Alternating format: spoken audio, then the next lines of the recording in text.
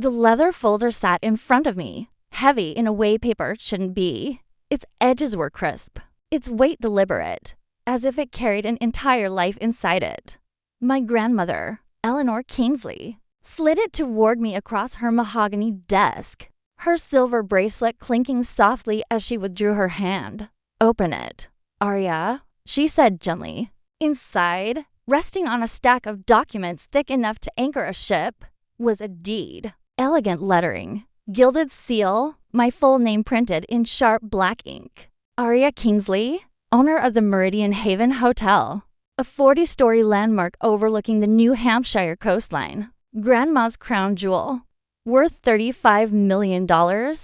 I blinked, stunned, the air thinning in my chest. "Grandma, this can't be real." "It's real," she said, "and it's yours. Happy 22nd birthday." Before I could form a single question, the front door of her estate opened downstairs, heels clacking, voices rising. A too bright laugh I recognized instantly. My mother. Of course she would show up now. She swept into the study wearing a cream wool coat and a smile, stretched tight enough to crack. Her husband, my stepfather, Victor, hovered behind her, slick as always in his tailored suit. "Arya, darling," my mother exclaimed. "We heard about your little birthday surprise. How wonderful." Her eyes weren't smiling. They were calculating. She moved closer, her gaze sliding across Grandma's desk, landing on the folder still open in front of me.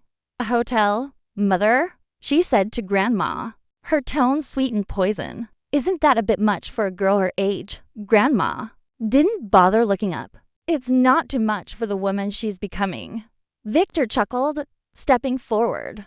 "Eleanor, managing a property of this size requires oversight. We should handle this together as a family." There it was, the real reason they came. A lifetime of pretending boiled in my throat. Before it could rise, Grandma spoke. "Arya," she said, "do you want them involved?" "Absolutely not." The words came out steady. My mother's smile snapped. "Then pack your bags," she said sharply. "If you won't listen to reason, you can leave this house." I didn't flinch. I didn't argue, because I knew something she didn't. This wasn't about her approval. Tonight wasn't about her theatrics or Victor's polished manipulation. Tonight was about Grandma. Her next move would end their performance for good. My grandmother finally stood, the authority in her posture filling the room. "Evelyn Victor, you will not threaten her in my home." My mother stiffened. Victor's mask cracked. Grandma placed a hand on my shoulder, firm and warm. "Arya is the owner now, and tomorrow morning, she and I will meet with the attorneys to finalize the transition." My mother's face drained of color. "You're siding with her over your own daughter?" "I'm siding with the truth," Grandma said, "and with the one person in this family who still understands legacy." As they stormed out, the house grew quiet again. I looked down at the deed, the gold seal glimmering under the desk lamp. For the first time in my life, something finally belonged to me. By the next morning, the tension had settled into the walls of the Kingsley estate like a storm that hadn't decided whether to pass or explode. Sunlight filtered through the tall windows, painting soft gold across the marble floors, but nothing about the house felt warm. I found my mother in the breakfast room, sitting at the head of the table with a cup of coffee she hadn't been offered. Victor stood beside her, scrolling through something on his tablet with the intensity of a man searching for loopholes in fate. They looked like they owned the place. They didn't notice me at first. Or maybe they did, and they simply didn't care. "Morning, sweetheart," my mother said finally, without lifting her eyes from the ledger she'd taken from Grandma's office. "We were just reviewing some of the hotel's numbers. You know, familiarizing ourselves before things progress. Before things progress." As if she'd already assumed control, Victor nodded, still tapping through documents. "The Meridian Haven is a complex operation. High staffing costs, fluctuating seasonal revenue. Not something a young woman in college should worry her pretty head about." I set my jaw but said nothing. Mom gestured vaguely with her manicured hand. Exactly. That's why Scott and I have been brainstorming a way to keep everything stable. Once we ease the load off your shoulders, you'll be able to focus on your architecture degree. There it was. The narrative they always loved. Arya can't handle it. Arya needs us. Arya wouldn't survive without our guidance. I walked to the counter, poured myself orange juice, and let silence stretch so thin it hummed. Does Grandma know you're here? I finally asked. My mother blinked, caught off guard. She's resting, she replied lightly, the answer too quick to be true. I took a sip of juice, meeting her eyes. Right. Then maybe you should let her rest. She stiffened. Victor frowned, his forehead cracking a millimeter. For a moment, nobody moved. Then my mother's tone shifted, sharper, colder. Arya, don't be foolish. Your grandmother is aging. She's sentimental. She doesn't understand modern business anymore. A luxury hotel isn't a birthday toy.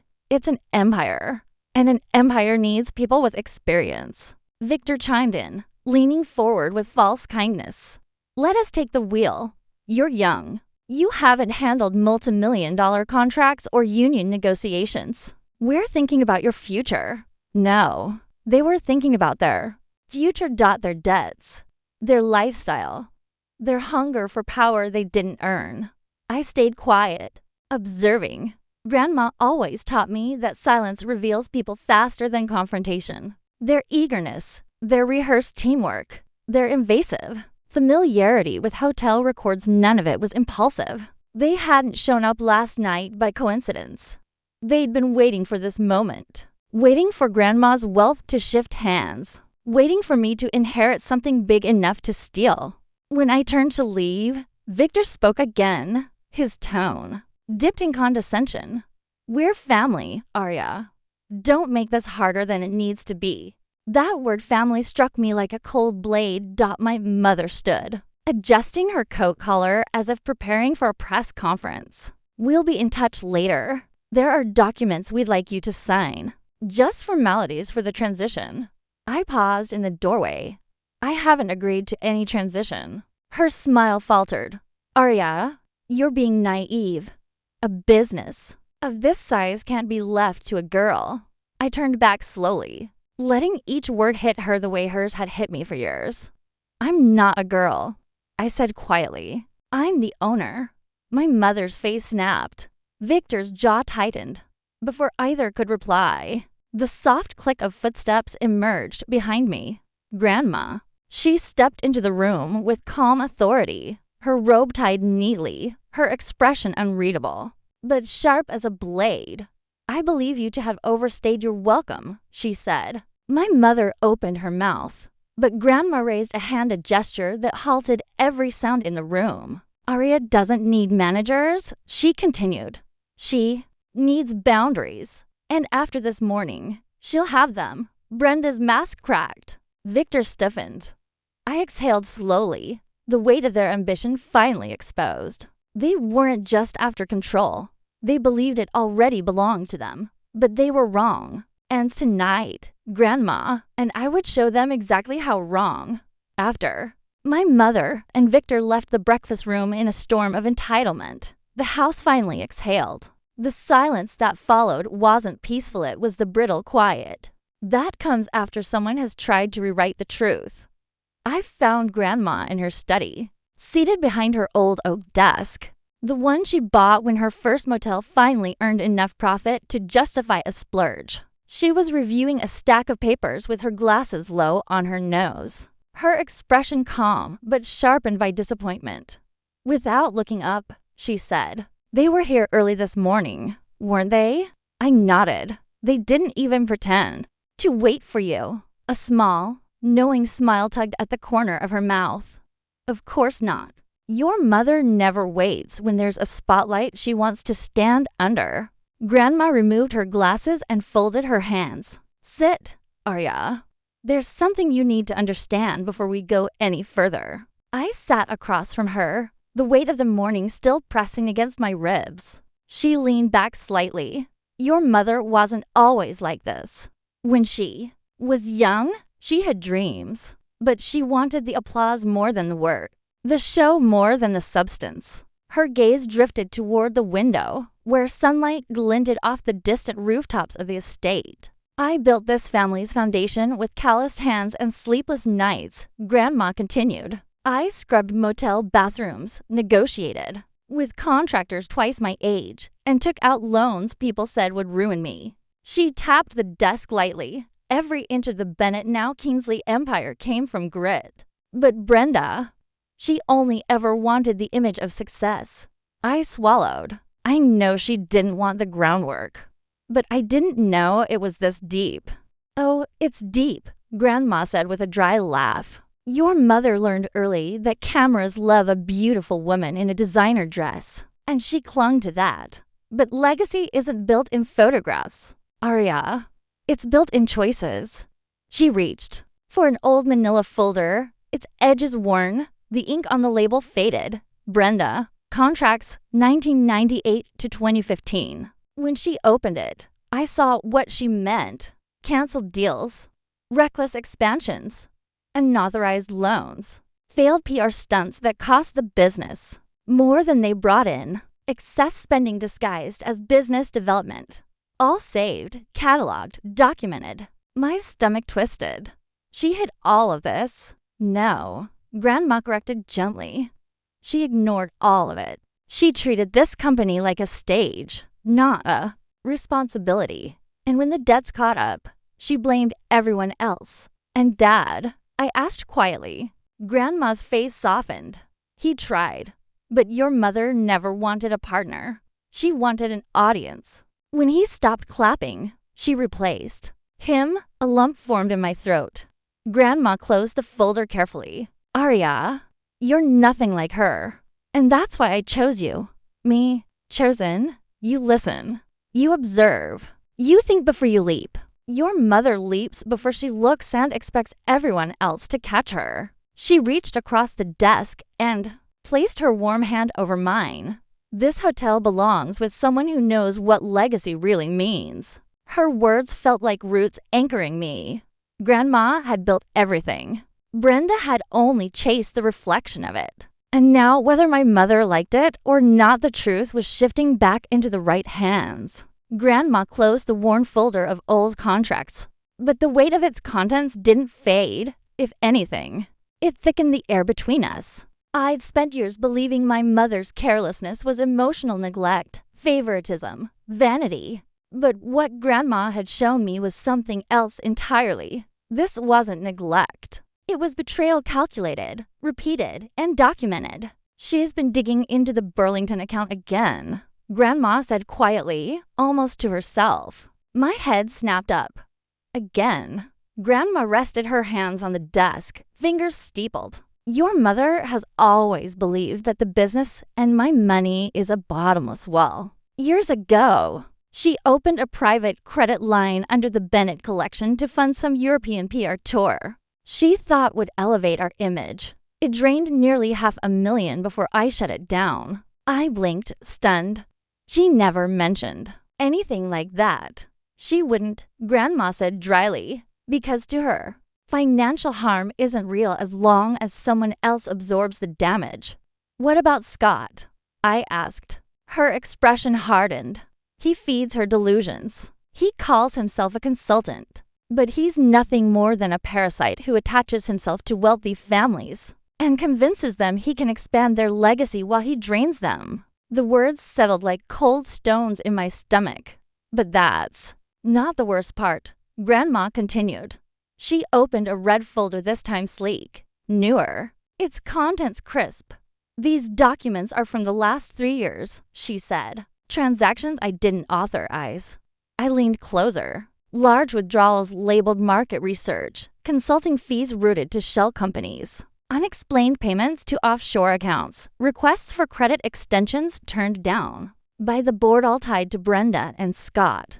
I felt heat rising in my chest. Why didn't you confront them sooner? Grandma's eyes softened, sad, but resolute. Because I wanted to believe she'd grow out of it. That she'd find her footing after your father left.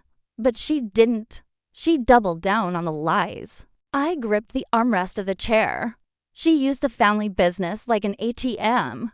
Exactly. Grandma nodded, and when the board pushed back, she cried sabotage, said they didn't appreciate her vision. Her solution: bring Scott in. A man who speaks in empty buzzwords designed to confuse the inexperienced. She sighed. She ignored every warning sign. Then she looked at me directly. And now she thinks she can manipulate you the same way. I swallowed hard. She thinks I'm naive. She's counting on it. The truth cracked something open inside me. This wasn't a one-time power grab, it was a pattern that stretched across decades. My mother didn't want partnership. She wanted access, control, leverage. And now that Grandma was aging, and I had inherited the crown jewel, her desperation made sense. She wasn't afraid of losing the hotel. She was afraid of losing the chance to exploit it. She doesn't understand legacy, Grandma said, almost wistfully. She only understands ownership, possession, the image of having something grand even if she destroys it in the process. I stared at the folder, anger simmering into something steadier, colder. Resolve. She can't be trusted with any of this, I said quietly. No, Grandma agreed. She can't, and she'll try again. Grandma gave a small nod. She already has. This morning, before you woke, she and Scott tried to access the Meridian Haven's digital records. They attempted to change the managerial permissions. My eyes widened. Did they succeed? A slow smile crossed Grandma's face and expression, both proud and fierce. No. I revoked her access years ago. And after you signed the final documents later today, no one, not even Brenda, will be able to touch your inheritance. The certainty in her voice steadied me. Brenda's history wasn't a warning. It was a map, a guide showing exactly where the next attack would come from. But this time, she wouldn't catch me off guard, because I finally understood the truth. My mother wasn't just chasing the image of success. She was chasing a legacy she never earned and could never keep. The rest of the morning moved with a strange stillness, like the house was holding its breath. The documents Grandma revealed were more than evidence, they were a blueprint of betrayal stretching back years. And now, as if on cue, Brenda and Scott were circling again, convinced the hotel was theirs for the taking. But Grandma wasn't rattled. She wasn't even angry. She was planning. Round noon, she called me into her study again. The same red folder sat in the center of the desk. But now there were 2 new stacks of papers beside it, this time neatly bound and highlighted in colors only Grandma would use. Blue tabs for assets, yellow for legal transitions, red for risk. Sit. Aria, she said, her tone all business. We have work to do. I sank into the chair, bracing myself, but she smiled faintly. Don't look so grim. They made their move. Now we make ours. I nodded slowly. You're setting a trap. No, she corrected. They set the trap. I'm simply rearranging the walls. She opened a fresh folder, silver, polished, labeled ownership transition, finalization. These are the documents that officially transfer all control to you, she said. Not just the hotel title, all voting rights, all managerial authority, every lever they're hoping to grab. I felt a pulse of nerves. Won't they fight this? They can try, she said, but they'll lose. I've made sure every legal door they might slip through is locked. Her confidence steadied me. I exhaled slowly. So what's our next move? Grandma tapped her manicured finger against the table. We invite them to dinner tonight. The air stilled. Dinner? I repeated, unsure if I heard correctly. She nodded. They expect to win with pressure, emotion, chaos. So we give them a stage. Let them strut. Let them believe they've cornered us. She leaned back slightly. The truth is far more powerful when revealed at the moment someone thinks they've already triumphed. Something warm and fierce flickered in my chest. You're letting them expose themselves, I said softly. Exactly. Grandma stood and motioned toward her wall safe. I watched as she unlocked it slowly, deliberately revealing rows of files. Ledger books bound in leather, backup drives labeled in her steady handwriting. She began pulling documents one by one with surgical precision. "These are everything we'll need for tonight," she said. "Every fraudulent transfer, every unauthorized withdrawal, every shady proposal Scott convinced your mother to sign." And she pulled out a final envelope, sealed with a gold sticker, the legal hammer. I swallowed. "What's inside?" "A court order," she said simply. "Already prepared. Already approved. We just have to file it after tonight." The room seemed to tilt. "You've been planning this longer than I realized," I whispered. Grandma paused and looked at me, the kind of look that held decades. "Arya, I've spent years hoping Brenda would change. But hope is not a business strategy. And letting her continue would only leave you cleaning up the ruins she creates." I let the words settle. She continued gathering evidence with the calm of someone preparing for a board meeting, not a confrontation that could implode our family. When she finished, she handed me a dark navy binder. "This is yours. Read it. Memorize it. But don't speak unless you need to. Let them talk themselves into the grave." Her voice lowered. "They believe you're soft. They believe I'm old. They believe the two of us together are a temporary inconvenience." She placed a steady hand on my shoulder. "Tonight, we show them they were wrong." A shiver ran down. My arms, not fear, but clarity, purpose. "And if they deny everything?" I asked. Grandma's smile turned razor sharp. "They will. That's why we're going to let them deny it first before we show them the proof." She walked toward the window, looking out over the long gravel driveway. "They've mistaken generosity for weakness for too long. Tonight, the story resets. And you, Arya," she turned to me, eyes bright with pride and steel, "are going to watch them realize exactly who they're dealing with." By 6 o'clock, the Kingsley estate no longer felt like a home, it felt like a stage. The long oak dining table was polished to a mirror shine. The chandelier glowed low and warm, and the candles flickered like 1,000 quiet witnesses. The silver binder Grandma had prepared sat beside my plate, disguised beneath a folded linen napkin. I pressed my palms against my thighs to steady the pulse in my fingers.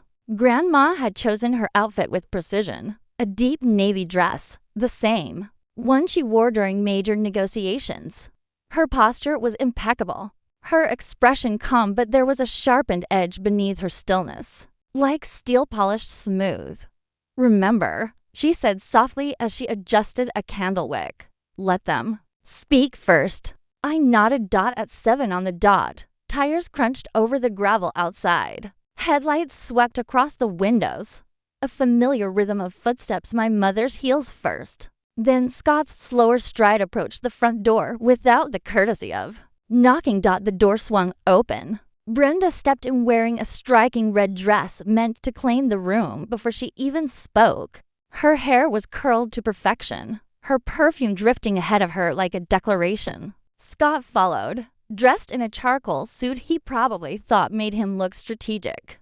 "Mother," she said, her voice coated in false sweetness. "Arya." She kissed the air near Grandma's cheek, ignoring the way Grandma didn't lean into it. To me, she offered only a curt nod. "I'm glad we're doing this properly." Scott gave a tight smile. "Family decisions deserve transparency." I nearly laughed. They weren't here for transparency. They were here for ownership. Grandma gestured for them to sit. "Let's eat first," she said. "We can discuss business afterward." Dinner began in delicate silence, broken only by the clink of silverware and the soft hum of the chandelier. I could feel the tension rolling off my mother in waves. Her fingers drummed impatiently on the table. Scott kept glancing at the silver binder hidden under my napkin. 10 minutes passed before Brenda finally snapped. "Let's stop dancing around it," she said, setting her fork down with a sharp click. "Arya cannot run Meridian Haven alone. She's 22. She has no experience, no board presence, no reputation in the industry. She lifted her chin toward Grandma. You know this, Mother. You've always known this. So let's discuss the transition realistically. Scott leaned forward, voice smooth and rehearsed. We propose a tri-management model. Brenda handles PR and branding. I handle corporate, expansion, and Arya. He paused, offering me a patronizing smile. Can shadow us to learn the ropes. They spoke like people accustomed to getting their way. Grandma dabbed her mouth with her napkin. And how, exactly, would that benefit? Arya, my mother's smile sharpened. It would benefit all of us. We're family.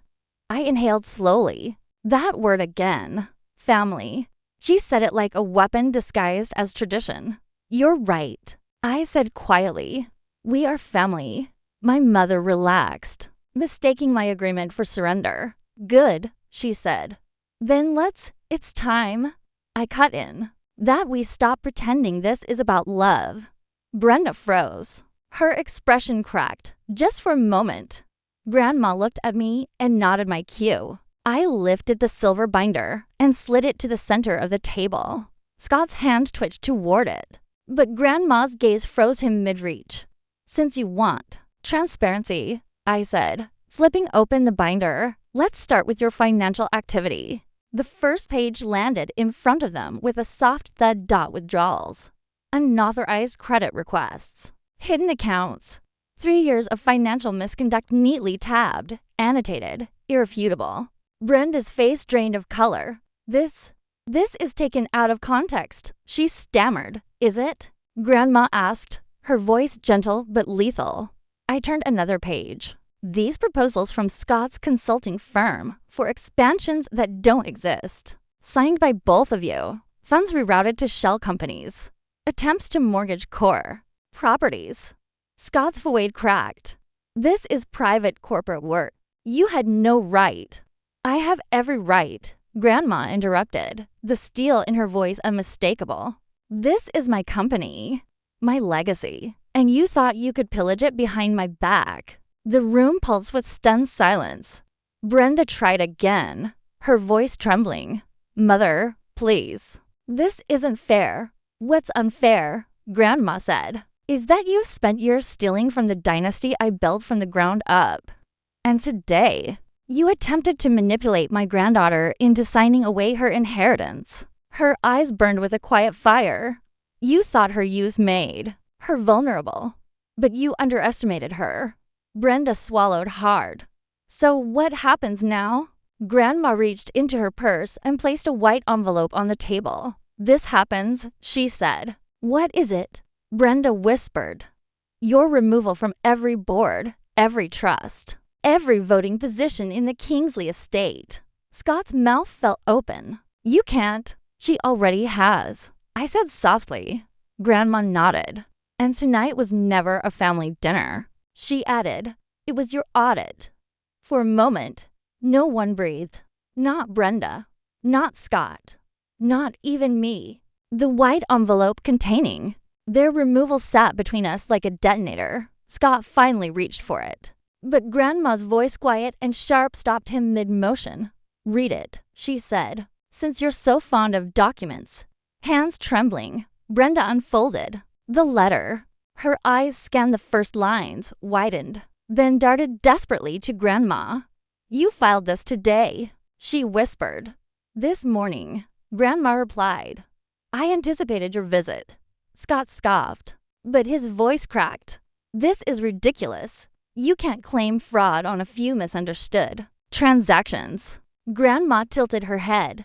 Misunderstood? Then let's clarify. She tapped the binder I'd opened earlier. Every page is cross-checked with bank logs, emails, and legal documents you signed under false pretenses. And interestingly, she pointed to a section highlighted in red. Your shell company in Nevada was registered using my address. That is identity fraud, Mr. Miller. Scott's face drained of every shade of confidence. Brenda surged to her feet, voice rising. Mother, this is insane. You're destroying your own daughter over petty accounting. Grandma stayed seated, her gaze steady. You destroyed yourself when you stole from the company I built. Brenda opened her mouth again, but a sound interrupted her. A distant crunch of tires over gravel. Heavy doors shutting. Voices. Her face blanched. Mother, what did you do? Right on cue, 2 officers appeared in the foyer, escorted by Grandma's lawyer, Mr. Hargrove. Calm. Composed. Clutching a briefcase stuffed with copies of the same evidence binder we had on the table. Brenda stumbled backward. No, Mother, you wouldn't. I would, Grandma said, rising at last. And I did. I warned you for years. You chose to ignore every chance I gave you. Officer Lewis approached politely but firmly. Mrs. Miller, Mr. Miller, we need you to come with us for questioning regarding financial fraud, attempted embezzlement, and falsification of corporate documents. Scott sputtered. You can't arrest us in our own home. It's my home, Grandma corrected. Then she gestured toward me with a quiet pride, and hers next. Brenda shook her head violently. Arya, say something. Tell them this is a misunderstanding. Tell them you don't want this. I stood slowly. My voice didn't shake. I didn't choose this. You did. Her breath hitched, disbelief and fear colliding across her face. You tried to take what wasn't yours. I continued. And you thought I'd be too naive to notice. Too scared to fight back.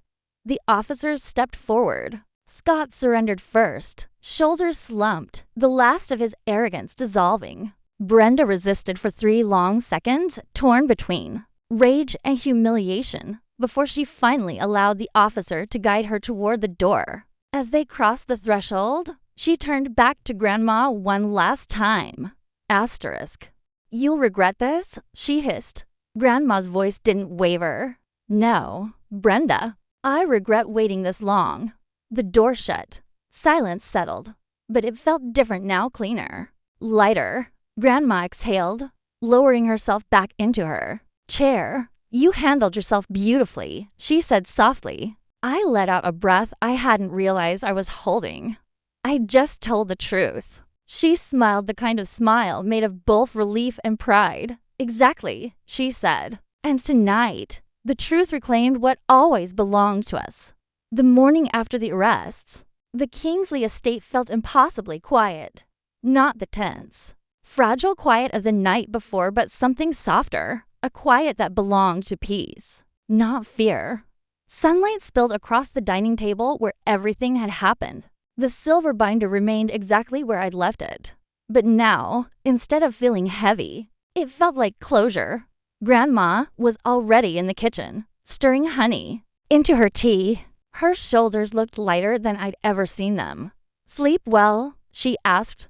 I nodded. For the first time in a long time. We carried our mugs to the veranda, watching the morning light roll across the hillside. The world looked different, not because anything outside had changed, but because we had. They'll face consequences, Grandma said. But that's not your burden. What matters now is what you build next. I glanced down at the hotel keycard she'd placed in my hand.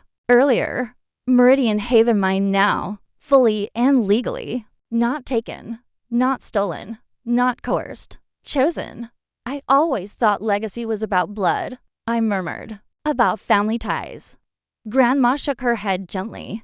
Legacy is about boundaries, Arya. About protecting what's worth protecting and walking away from what isn't. Her words settled into the quiet-like truth that had been waiting years to be spoken. I realized then that inheritance wasn't the hotel. It wasn't the money. It wasn't even the name. It was the courage to draw a line. The courage to say no more. As we watched the sun rise, stretching gold across the estate. I felt the future open not as a wait, but as a beginning. Message. And lesson for the listener. Sometimes the strongest legacy you can inherit isn't wealth or property. It's the freedom to break the patterns that broke you. Blood may define where you begin, but boundaries decide who you become.